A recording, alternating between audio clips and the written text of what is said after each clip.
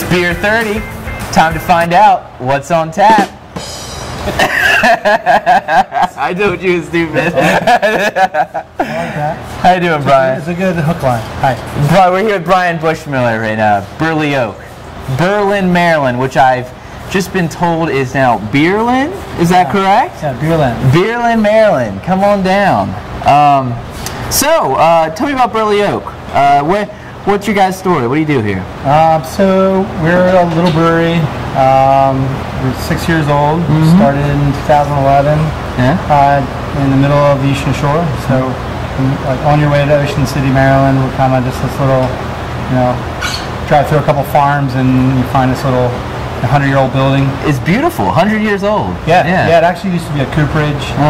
They made barrels and baskets here. Sure. And so it's kind of cool. We brought a lot of barrels back to the building. Yeah. And that's pretty neat feeling. So when you come in the tap room, the first thing you notice is how many beers you actually have on tap. Yeah. And that's kind of abnormal. You don't always see that everywhere.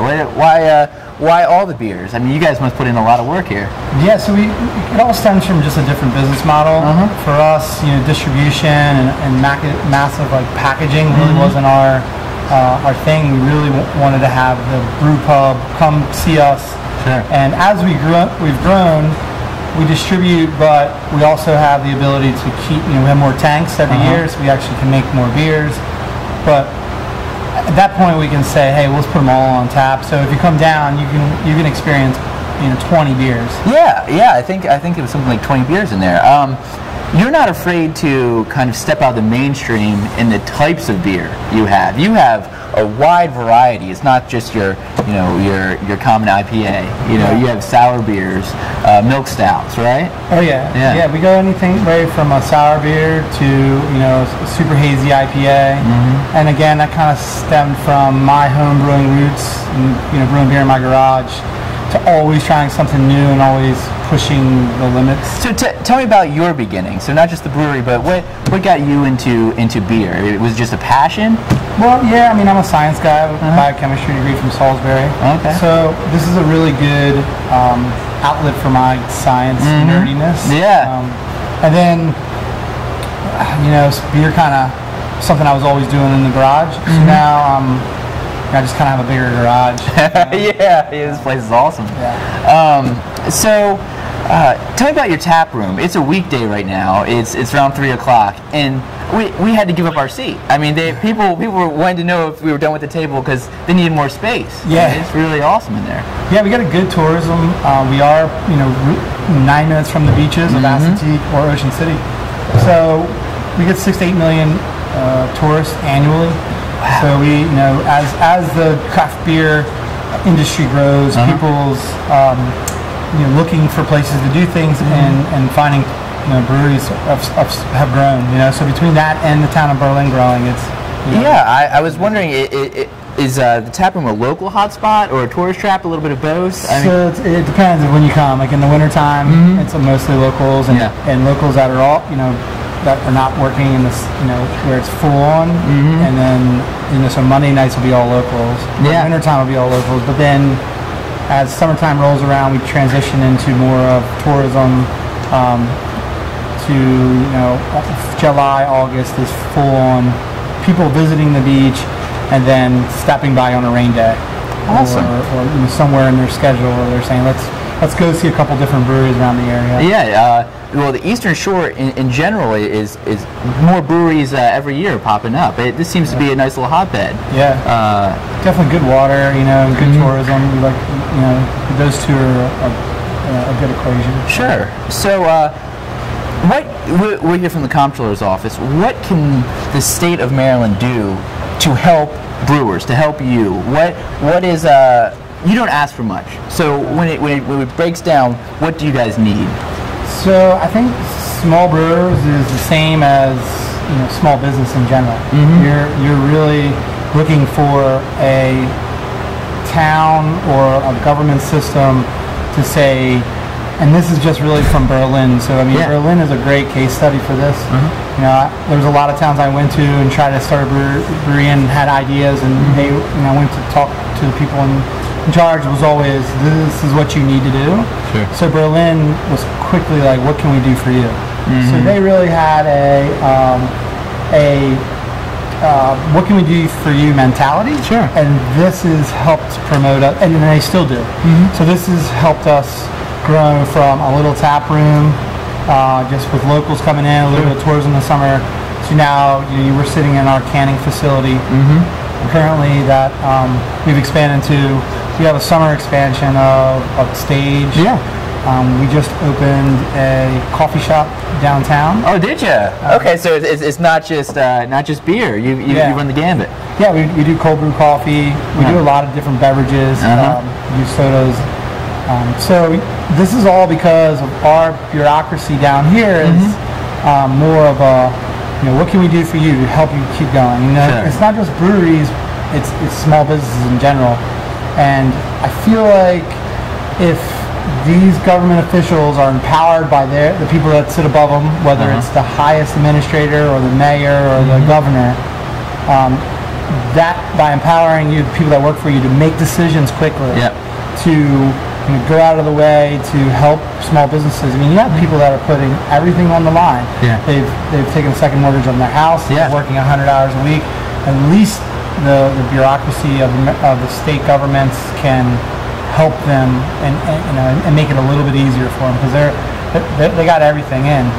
I'm interested in that moment of going from a passion to a business. So you're saying that moment's crucial, and every brewer we've talked to has had a little bit of a different experience. Sure. So what was your experience making that leap, turning it into a business, finding Berlin, and saying this is what I'm going to do? So my experience is a little different from others. I actually had someone making the decision for me when I got fired. Oh yeah. So I was in the midst of the recession in 2008. Lost my job. The whole company went out of business. And basically lost my job the Friday before Christmas. Oh yeah. So we were, just gave me more time to homebrew beer in my garage, and then basically made a job for myself. And now, subsequently, 22 other people. So for me, that was kind of almost done out of necessity, where I had to create something for myself. Yeah. And then that passion gets you through all the late nights and the hard work, and that gets you out of bed. So the passion's there. Jumping through the hoops and doing the work is easy. Absolutely. So you said you have 22 on staff here? Yeah. Is that right? Yep. 22 between. We have 8 on the production floor. 4 up. Whether it's four in the office, is graphic designer, managers, bookkeepers, and then our front staff. Yeah, and delivery drivers. And you named a beer after one of your front staff, right? The Pilsner. Bill's actually out there today. So Bill is one of our longest employees. Been around. He's our head bartender, and he even does deliveries once a week. Duties at the side. All the other bars. So he asked me for years to make a Pilsner. Yeah. And we did a couple years ago, and but I told him I was going to name it after him if I did it. So it's the Pilsner. That's awesome. It's pretty. It's good. It's a nice, crisp, clean Pilsner. So what about the future now? Where do you want to go? Where do you see yourself going, and then where do you actually want to go? So in the last 5 years, we really just concentrated on the customer experience from coming here. You can feel that. You can feel that in there. They love it. We loved it. We noticed it right away. Yeah. So that's our biggest. The reason we're expanding is just because we can't have lines. When people come in, we want them to find a seat. Yeah. So we just want to. The expansion is basically just making more seats. Yeah. And making more availability for people to come here and drink our beer the freshest possible way. And then actually we're inspired in some other beverage and food areas. So the cafe downtown behind the Atlantic Hotel right off Main Street is our outlet for more brewery inspired food and beverage.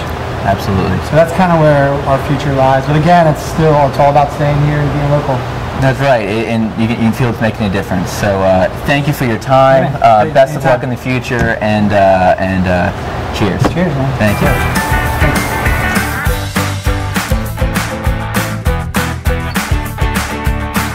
We're here with Berlin Mayor G. Williams. Thank you for joining us here. We're here at Burley Oak. My pleasure. One of the jewels of Berlin. tell us a little bit about Burley Oak and the history of the town here we're in. Well, Burley Oak, look around, there's a lot of communities in the Delmarva region, the whole Eastern Shore, with a hope that they would be able to be established in Maryland. And I think they found the reception here what they were looking for. We're a community that very much believes in the 21st century culture and thinking. We're all here to help each other. We're very much into tolerance, into having fun. Fun is not a four-letter word in Berlin, and yet in a responsible way. As long as you're not annoying anyone, as long as you're not hurting anyone, we tolerate just about anything except intolerance. And Burley Oak is just a wonderful, happy, fun place to be. And Berlin, the coolest small town in America, voted in 2014. Maybe we'll get back there. We can get a repeat winner. Well, it's for as long as you earn it. That's right. That's right. And tell us about the story. You were just telling us a little bit about the story about when Burley Oak opened and kind of the name. Yeah, and Burley is the name of the town's name Berlin evolved from. We started as a plantation, the Burley Plantation, but very early on, this was in the 1700s, the plantation was known for its very popular, very friendly inn. And that's where all the folks who came down, the merchants and the drummers who sold all the goods in the area. And Berlin, even as far as 200 years ago, had a reputation for hospitality. And so the Burley Inn became Burley over time, and then the Burley Inn, because Eastern Shoremen have been known to have an accent, became Berlin. Right? So Berlin was how this town was known for its first 100 years. We're getting ready to celebrate our 150th year next year. So for the first 100 years or so, we were known as Berlin. Then World War II came along and we were known as Berlin, because we kind of got out-publicized by the folks overseas, who are very good friends now. But when the day that the Burley Oak Brewery, the very day the Burley Oak Brewery opened, I announced that now we had 3 official ways to pronounce Berlin. Berlin, Berlin, and Beerlin. Perfect.